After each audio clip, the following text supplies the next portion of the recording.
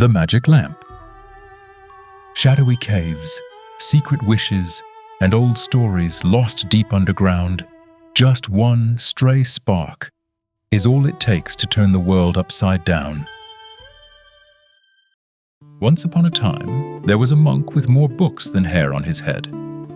He spent his days hunched over dusty volumes, eyes watering, until one evening, fate rewarded his stubborn searching.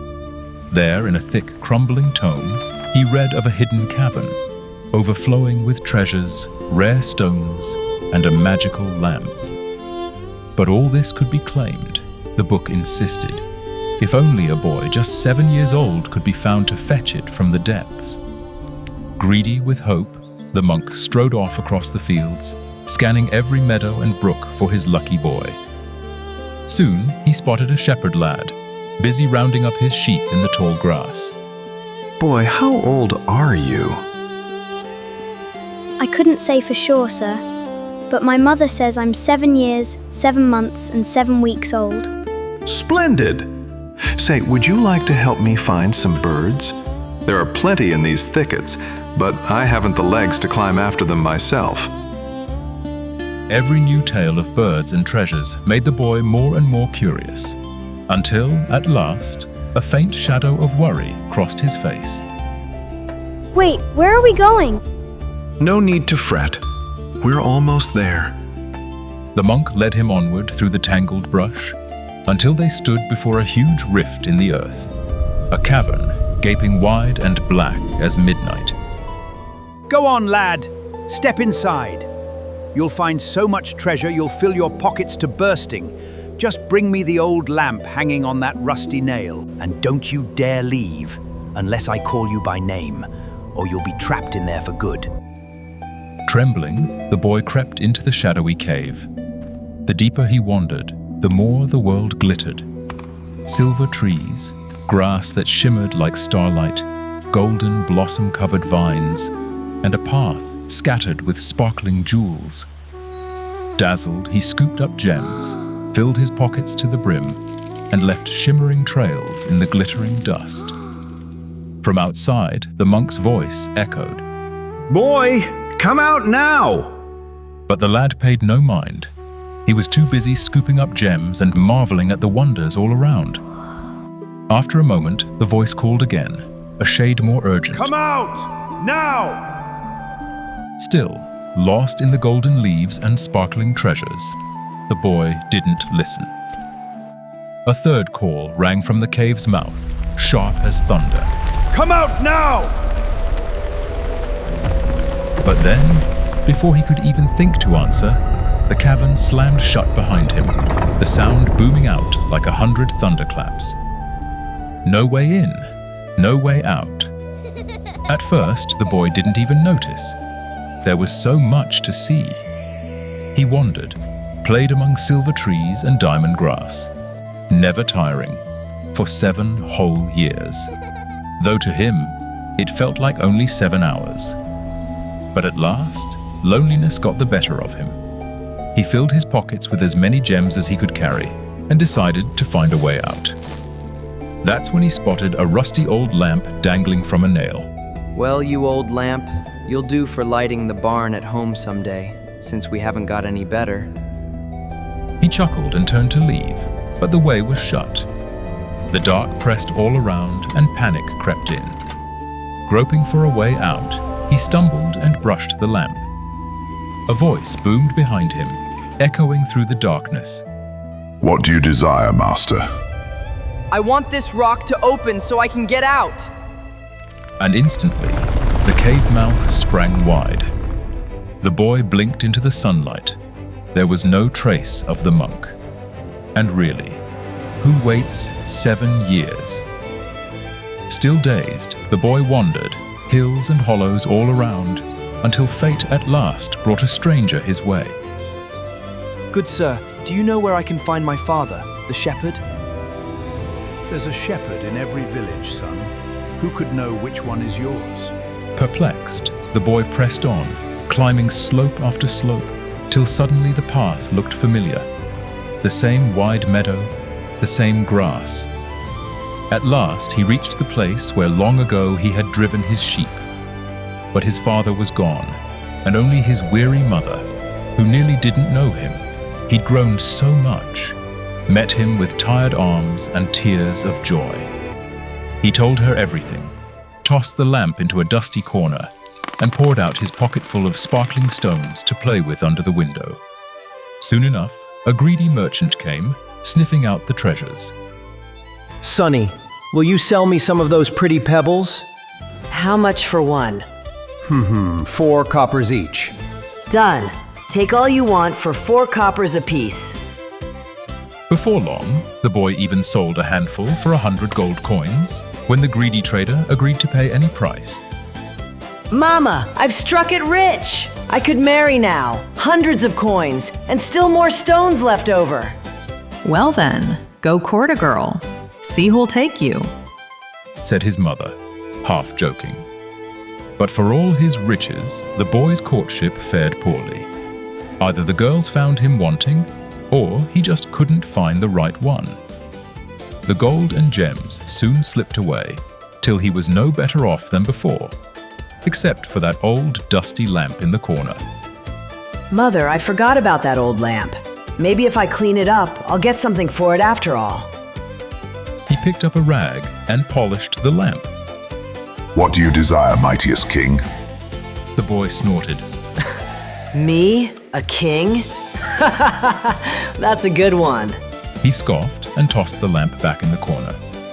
But the thought of magic coins tugged at him. He soon fished the lamp out again and gave it another polish.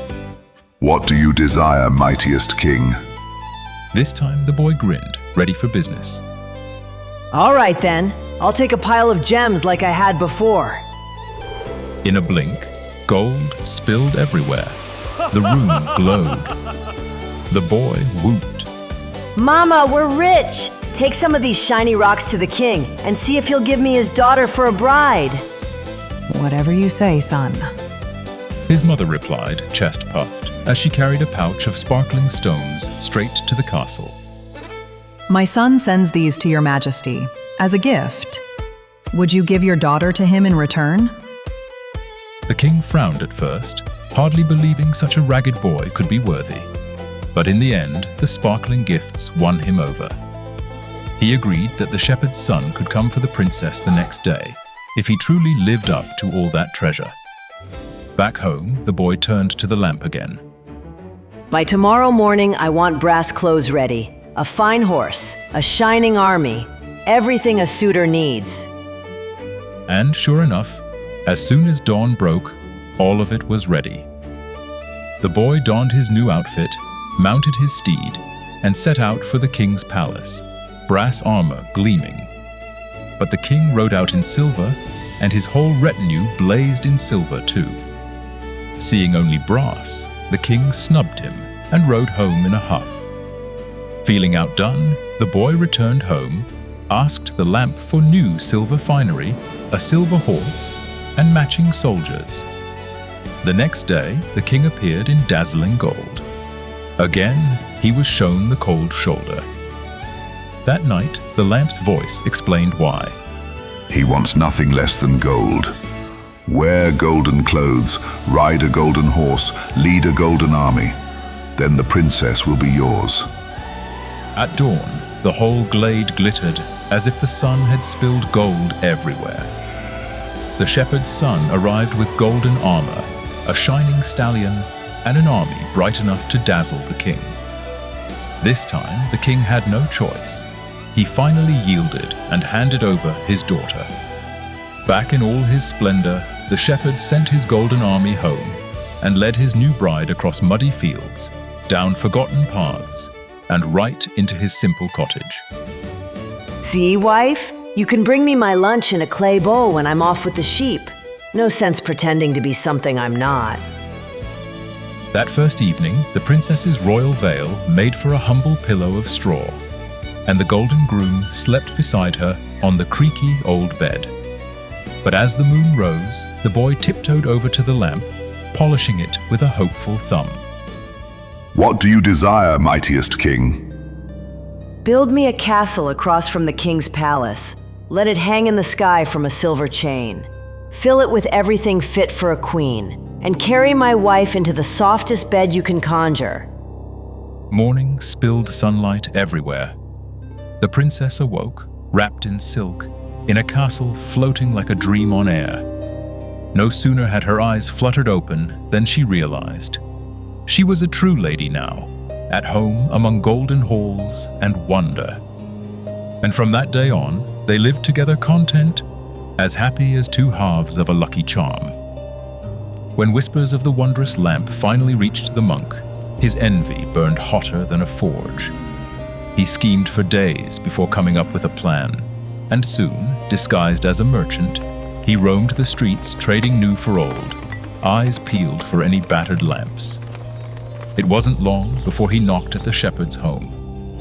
The boy's mother, eager for a shiny new thing, made the swap without a thought. When the boy returned and heard the news, he groaned. Mother, what have you done? That lamp was worth more than the whole wide world. Almost before he could finish, the world spun. The palace winked out of sight. The monk, clutching the lamp, called for its magic. Carry the palace and the princess across the Black Sea. Hang it on a golden peg with a silver chain. The shepherd boy blinked and found himself alone in ruins. The king, seeing his hopes dashed, roared in anger and nearly had him executed. If the boy hadn't thrown himself at the king's feet and begged for time to win back his wife and lost castle. He wandered forests and wild places for weeks, growing thinner each day. At last, as dusk settled over the trees, he stumbled to the crooked door of a little hut, where a gnarled old woman sat huddled in the shadows. And what brings you here, sinner? Shelter for the night, if you'd let me. And perhaps, by the mercy of heaven, do you know anything of my lost palace or my wife? With a wise nod, she replied, Not I, but my son, the wind, knows every ridge and valley, every bent tree and fallen house. But child, beware. My son's temper is wild as a storm, and he eats up any stranger he scents. I'll take my chances, if only you can hide me well. She tucked him deep into the darkest corner, shushing him with a finger to her lips. But it wasn't long before the house rattled. A windstorm whistled up to the door after days of howling and puffing across the hills. Phew! Someone's here. Smells like a human. His mother snapped. Nonsense. With your kind of bluster, you'd sweep away anything alive. You've probably scared the worms into the ground, not to mention any real person. Don't try to fool me, Mother. He's over there, in that corner. Out with you, boy. What are you after? The shepherd boy crawled out, trembling before the giant wind, as if he were the tiniest leaf in the forest. Sir, I only seek advice in my misfortune. Where can I find a castle that hangs in the sky from a golden peg on a silver chain? The wind shook his great beard. Nowhere along my way will you see such a thing. But for a task so bold, I'll spare you. Tomorrow, I'll send you to my brother, the Wind of the Wilderness. Maybe he can help you on your quest. And that night, the house grew still. The boy slept peacefully, and in the morning, the wind himself pointed out the path leading from the forest. The journey was no easier. A wild, endless plain stretched farther than the eye could see. It was nearly evening before he reached a lonely little house in the wasteland. Inside, another old woman, grimmer than the first, opened just a crack, muttering that her son, the Wind of the Wilderness, was rougher than his brother and terribly unforgiving. After much pleading, she finally let him hide, tucking him behind a curtain. Suddenly, a piercing whistle outside, like 300 shepherds blowing at once, announced the wind's arrival. Mother, out with that mouse from under the table. No use hiding him. I sniffed him back on the plane. Don't be cross. He comes from your brother, seeking help. Well, let's see what he wants.